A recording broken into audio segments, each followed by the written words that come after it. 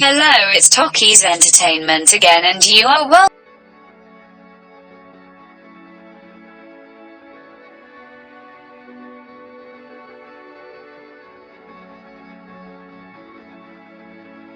Across the state of Texas, the calls for help just keep coming. I've never seen anything like this before. Fear is the biggest part of this disease. Paramedics in Fort Worth stretched to their limits.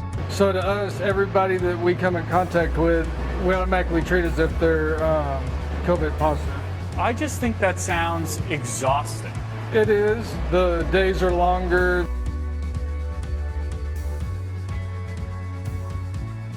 The weeks are longer. Texas recording 105 COVID-19 deaths on Thursday, the state's deadliest day so far. More than 9,600 people are hospitalized with the virus statewide. The coronavirus is spreading so rapidly across the state of Texas.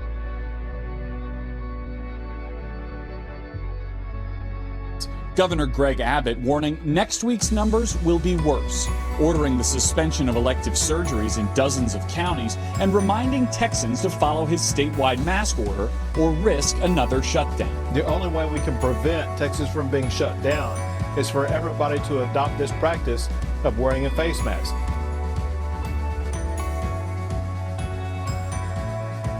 The surge in cases could also delay the reopening of schools in August by at least a month. Well, initially that was a backup plan that I had, but now that backup plan is becoming more of a reality. For those on the front lines, fighting the virus comes at a personal cost. Paramedic Jason Reed spends his own money to stay at a hotel, so he won't infect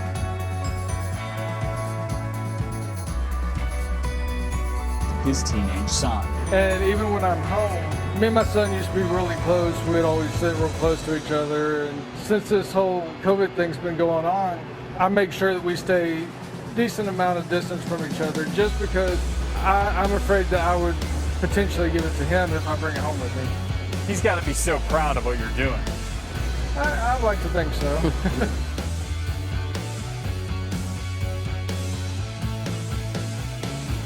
Well, Garrett, we heard there the governor was talking about possibly shutting down the place again. So things are getting worse, obviously. So what would a shutdown look like? Well, the governor has said a broad statewide shutdown would be a last resort, something he is desperate to avoid. He's already closed bars, and there's been some pressure from local officials in places like Dallas and Houston to go a little bit further and close indoor dining and maybe also gyms, essentially any place where you are inside and can't wear your mask at all times.